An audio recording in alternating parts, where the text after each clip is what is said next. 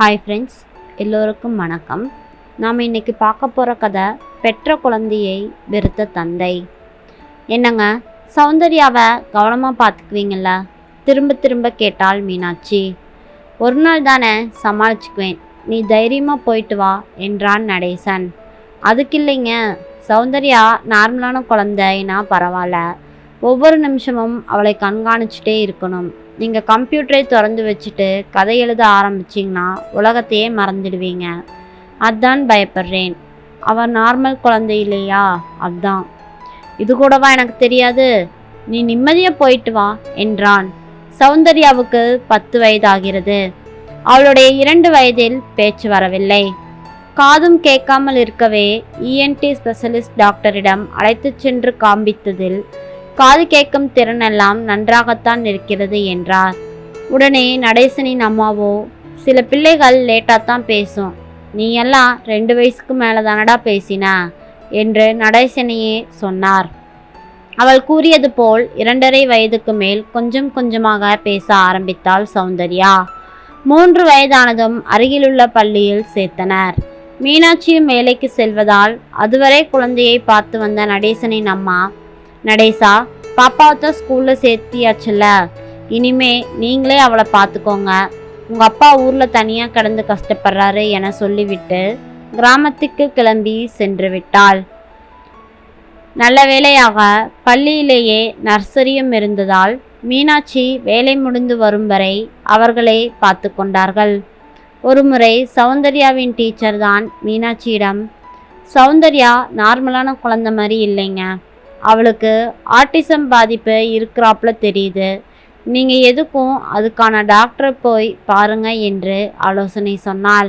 அதை கேட்டதும் மீனாட்சிக்கு கோபம் வந்து, நீங்கள் உங்கள் டீச்சர் வேலையை மட்டும் பாருங்க, டாக்டர் வேலையெல்லாம் பார்க்க வேண்டாம் என வெடுக்கென சொல்லி குழந்தையை தூக்கி கொண்டு வந்து விட்டாள்.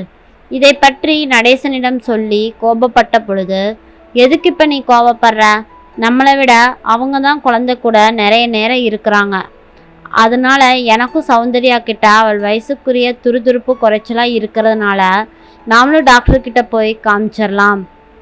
அவர் சௌந்தர்யாவுக்கு ஏகப்பட்ட பரிசோதனைகள் செய்து ஆசிரியர் சொன்னதை உறுதிப்படுத்தினார்.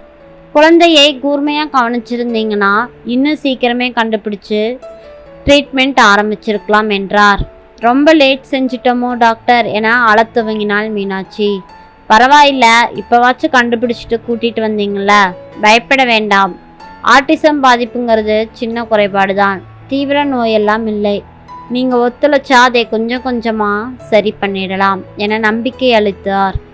டாக்டரிடம் ஆட்டிச குறைபாடு எப்படி வருது என மீனாட்சி கேட்ட பொழுது, உறுதியான காரணங்கள் எல்லாம் எதையும் சொல்ல முடியாது, ஆனால் இது பரம்பரை குறைபாடாக இருப்பதற்கான சாத்தியங்களே அதிகம் என சொல்லியிருந்தார். வீட்டிற்கு வந்ததும், இது உங்கள் பரம்பரையில் உள்ள குறைபாடு தான் என மீனாட்சி நடேசனை தேடி பிடித்து தனக்கு திருமணம் செய்து வச்ச அப்பாவை திட்டத் துவங்கிவிட்டாள். நடேசனோ சிரித்து கொண்டே, அப்படித்தான் இருக்கட்டுமே, இப்போ என்னதான் செய்யணுங்கிற என கேட்டான். உங்கள் அம்மாவை நம்ம கூட வந்து இருக்க சொல்லுங்க, அவங்களே சௌந்தர்யாவை பார்த்துக்கிடட்டும் என்றாள். ஆனால் நடேசனின் அம்மா சம்மதிக்கவில்லை. இந்த மாதிரி குழந்தைகளை பராமரிக்கிற பொறுமையும் புத்திசாலித்தனமும் என் அம்மாவுக்கு இல்லை என நடேசனும் அபிப்பிராயப்பட்டான். இதற்கு என்னதான் பண்றது என கேட்டாள். டாக்டரின் ஆலோசனையின்படி சௌந்தர்யாவை ஆட்டிசம் குறைபாடுள்ள குழந்தைகள் பயிலும் சிறப்பு பள்ளியில் சேர்த்தனர். முதலில் சண்டை போட்டாலும் பின் வேலையை விட்டு நின்று சௌந்தர்யாவுடனே இருக்க துவங்கினாள். சௌந்தர்யாவை பராமரிக்க மீனாட்சி சிரமப்படுவது வீட்டில் வெடிக்கும் சண்டையிலிருந்து தெரிந்து கொள்ளலாம். தொடர்ந்து சிகிச்சை எடுத்தும் சௌந்தர்யாவின் நடவடிக்கையில் பெரிய மாற்றம் ஏதுமில்லை. இது பற்றி டாக்டரிடம் ஒரு முறை குறைபட்ட பொழுது, நீங்கள் பொறுமையாகத்தான் இருக்கணும், மெதுவாகத்தான் இந்த மாதிரி குழந்தைகள் பிக்கப் ஆவாங்க, ஆனால் இந்த மாதிரி குழந்தைகளுக்கு விசேஷ திறமைகள் ஏதாவது ஒளிந்திருக்கும், அது கடவுள் இவங்களுக்கு கொடுக்குற பரிசு, அது என்னென்னு கண்டுபிடிச்சு அதில் குழந்தைய ஈடுபடுத்தினீங்கன்னா சீக்கிரம் ரெக்கவர் ஆகிடுவாங்க, அதை வச்சு அவங்களுக்கு ஃப்யூச்சரில் லைஃப்பும் யூஸ் ஆகும் என்றார். இந்த நிலையில் மீனாட்சியின் கல்லூரி சிநேகிதி ஒருத்தி மதுரைக்கு அருகிலுள்ள அவளது கிராமத்தில் திடீரென நோய்வாய்ப்பட்டு இறந்துவிட்டாள். தன் தோழியின் முகத்தை கடைசி முறையாக பார்த்தே ஆக வேண்டும் என மதுரை கிளம்பினாள் மீனாட்சி.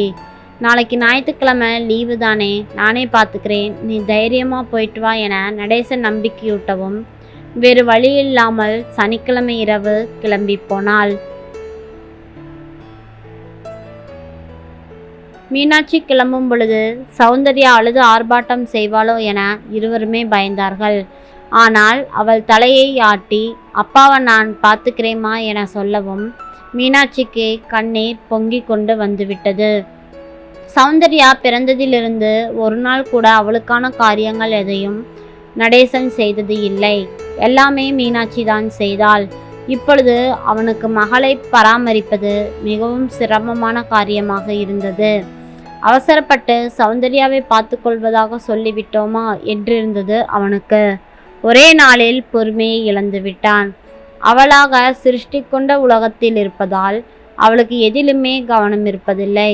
ஒவ்வொரு செயலையும் செய்ய வைப்பதற்கு பலமுறை சொல்ல வேண்டியிருந்தது. வலுக்கட்டாயமாக குடிக்க வைத்தான். துவட்டி கொள்ள முரண்டு பிடித்தாள். அதைவிட கொடுமை சாப்பிட வைப்பது அவனுக்கு பெரும்பாடாக இருந்தது. இதை மொபைல் போனில் மீனாட்சியிடம் சௌந்தர்யா சாப்பிட அடம்பிடிப்பது பற்றி சொல்லவும், ஏதாவது கதை சொல்லுங்க, அவ சாப்பிட்டுக்குவா என்றாள். நடேசன் சொன்ன கதை எதுவும் சௌந்தர்யாவை ஈர்க்கவில்லை. அப்பா, உனக்கு கதையே சொல்ல தெரியல, நான் உனக்கு கதை சொல்லட்டா என்றாள். நீ அப்பாவுக்கு கதை சொல்லிக்கிட்டே சாப்பிடுவியாம் என்று சொல்லவும் தலையை ஆட்டியட்டு கதை சொல்லியவாறே சாப்பிடத் துவங்கினாள். ஒரிஜினல் கதையில் இருந்த எறும்பை குரங்காக்கி சொன்னாள். பின் ஒவ்வொரு முறையும் அவளை சாப்பிட வைப்பதற்கு அவளை கதை சொல்லச் சொன்னான். அவளும் எதையெதையோ கலந்து புதிய புதிய கதைகளாக சொன்னாள். அவளின் கற்பனை திறன் அவனையே வியக்க வைத்து விட்டது. மதியம் சாப்பிட்டு முடித்து மாடி அறையில் தூங்கினாள் சௌந்தர்யா. மகளை பற்றி விசனப்பட்டபடியே தூக்கம் வராமல் வராண்டாவில் புரண்டாடி கொண்டிருந்தான் நடேசன். ஒரு வார இதழிலிருந்து அவனை அலைபேசியில் அழைத்த அதன் உதவி ஆசிரியர் அவன் தபாலில் அனுப்பியிருந்த சிறுகதை ஒன்று வெளியிட தேர்வாகி இருப்பதாகவும் கதையின் பிரதியை உடனே மின்னஞ்சலில் அனுப்பி வைக்கும்படியாகவும் அனுப்புவதற்கு முன் கதையில் மலிந்து கிடக்கும் எழுத்து பிழைகளை திருத்தி அனுப்பும்படியாகவும் தெரிவித்தார். மிகவும் சந்தோஷமாக கீழே இறங்கி வந்து கணினியை திறந்து அதை செய்ய ஆரம்பித்தான். அப்பொழுது அழைப்பு மணி ஒலிக்கவே எழுந்து கதவை திறக்க வாசலில் தெருவாசிகள் சிலர் நின்றிருந்தார்கள்.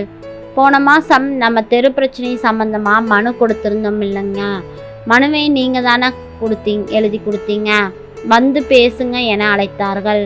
குழந்தை தூங்கிட்டு இருக்கு, அவளை விட்டுட்டு எப்படி வர்றது என தயங்கிய போது, நீங்கள் வாங்க, பக்கத்தில் தானே, 10 நிமிஷத்துக்குள்ளே வந்துடலாம் என வம்படியாய் அழைத்து சென்றனர்.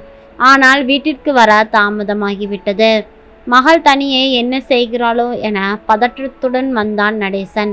சௌந்தர்யாவோ கணினியில் உட்கார்ந்து என்னென்னவோ செய்தபடி இருந்தாள்.